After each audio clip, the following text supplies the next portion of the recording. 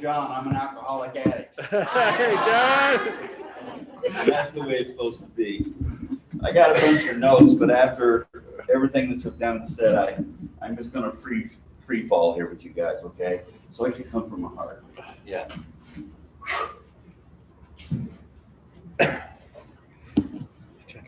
So I am 34 years in long-term recovery. Yeah.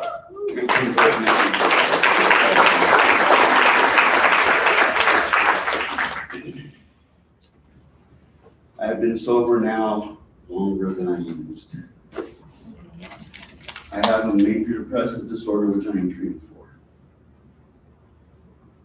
I am a retired nurse. I am the director of a recovery center. Wow.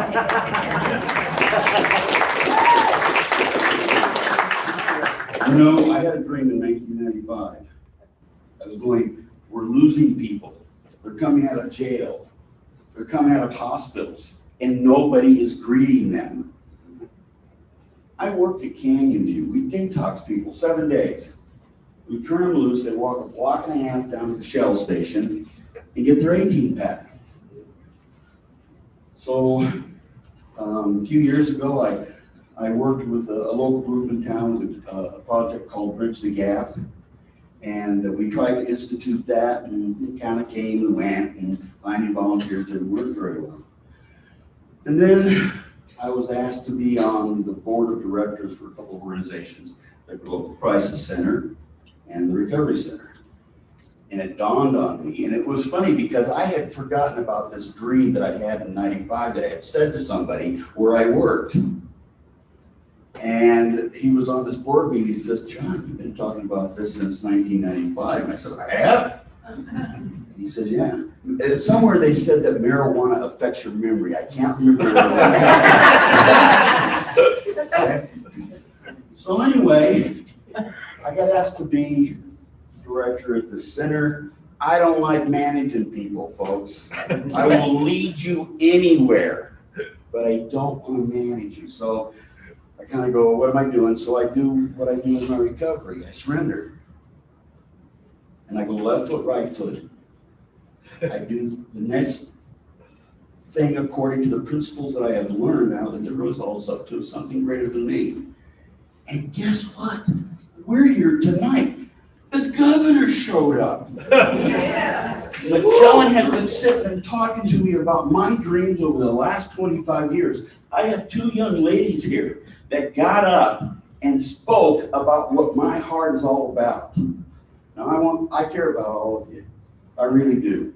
There's a few of you I like. And there's a handful of you I'm really going to spend any time with. But the fact is, I do care about all of you.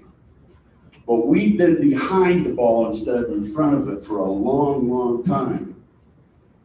Not only do we need to get ahead of this thing and meet those people when they come out of facilities, we got to go out to the adolescents and start talking to them. 5 to 11-year-olds, their suicide rate in the last 2 years went up by 12%. 5-year-olds? Okay? So all of a sudden, here's this thing called a recovery center. It says we want to meet people. We want peer support and recovery coaches, people that have lived experience within this thing. Okay? I go, wow, let's do this. So, thanks to the legislators and the governor, I mean, we are a fiscally conservative state. I'm going to tell you, we're socially progressive. When you look at what they're planning for this state, they're forward thinking. So let's do this job. And all of a sudden I had people start talking to me about what they were doing and where the resources were and how we're going to do this thing. It's huge. But then see, I dream these really big dreams. So next thing you know, we're doing recovery coach training. We need more. Because we do need more, especially peer recovery coaches. Now, clinicians and therapists, I love what you do. Maybe do it myself. Okay? But again, I echo what Stephanie said. And it's the old idiom that goes back to 12-step programs. It's one alcoholic talking to another. We understand each other, we know the language, we know the feeling of what it was like. So right now, Idaho, we are really at that moment. Tonight, I personally did not realize how this was all going to unfold, and I am in awe of how this has come about. You know why? Because it was meant to happen. We are at the right moment, in the right time, in the right state to do something that people have been talking about forever, to make this place where we support one another, we care about one another, we have this great life that we live. So we're doing recovery coach trainings. There's been talk now about a recovery coach academy that'll kind of organize everything and create a flow. Yeah, we've had some ups and downs, we've had some stumbles, but the recovery coaches are waiting. They're waiting to help people. The services are free. Spread the word. And because of the opioid crisis and the monies that have come down to us, the Idaho Department of Correction and what they've given us, we have funding. Now, I don't like to talk too much about funding because as soon as I say money, my door's going to get knocked down. But I want to tell you, I have $17,000 for just fun.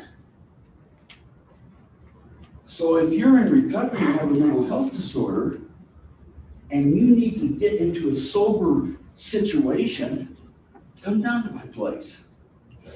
We're going to take you fishing on Saturday. And you're going to be with a bunch of other families that are going to go fishing too. It's not just going to be the person in recovery, it's going to be their significant other and the rest of the family. Because we are a tribe. Very special tribe. Okay? I know there was a whole bunch of stuff I was going to talk about, and I don't care anymore. I really don't, because it's already, everyone's already said. You know, Nick, where's Nick? Yeah, man. Yeah, my student says he's just like you, except on crack.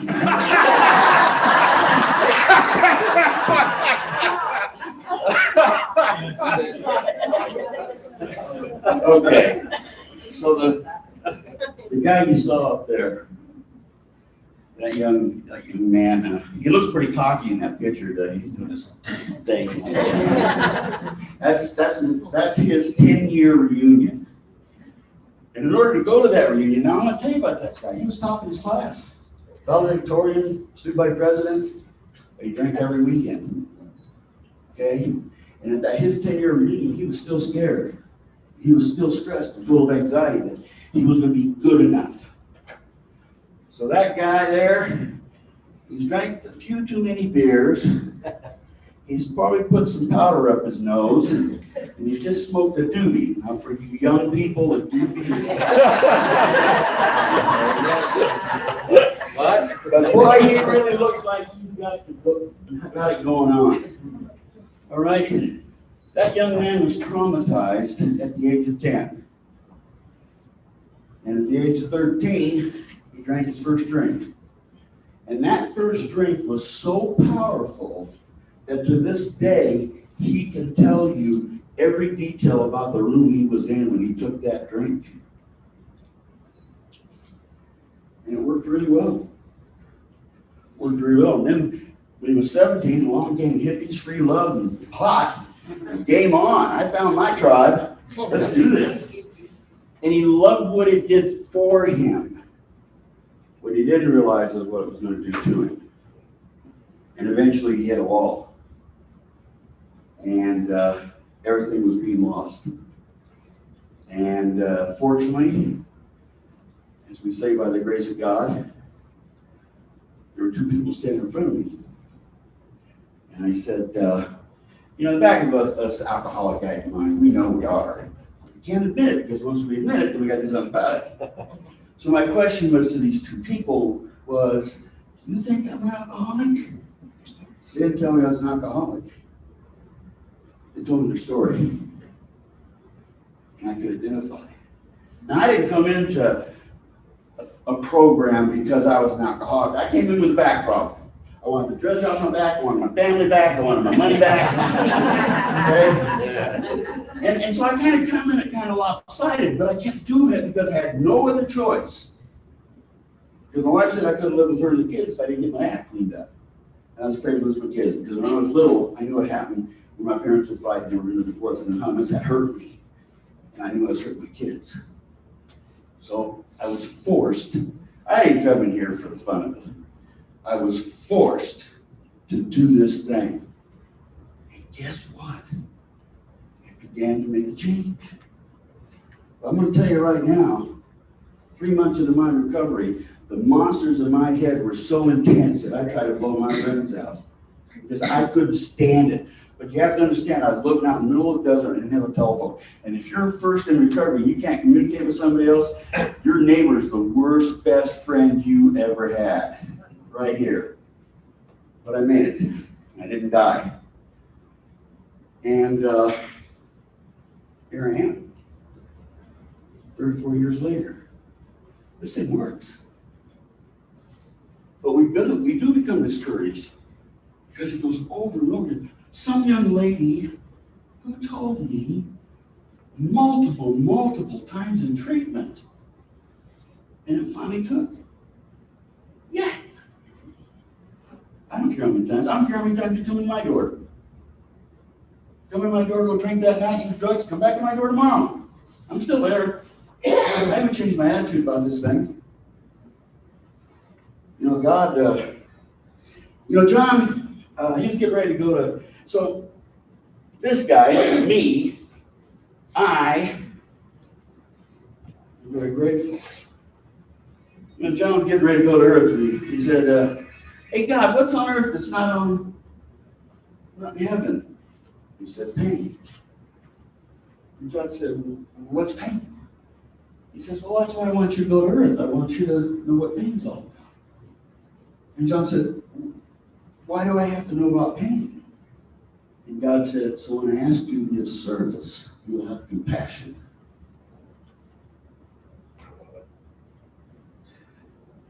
Those who have mental health and substance use disorders are not broken and need fixed.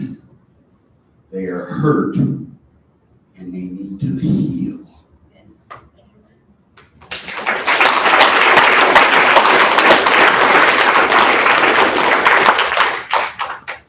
So I hope that tonight something stuck with you that will encourage you to do the next thing.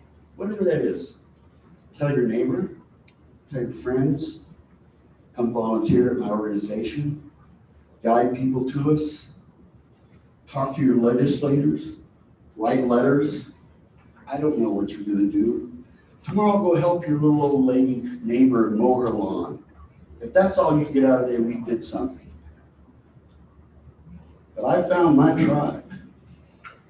I am never alone again. I was alone for a long time. Boy, it's hard for an empath to talk sometimes. Because I can feel everything. And there,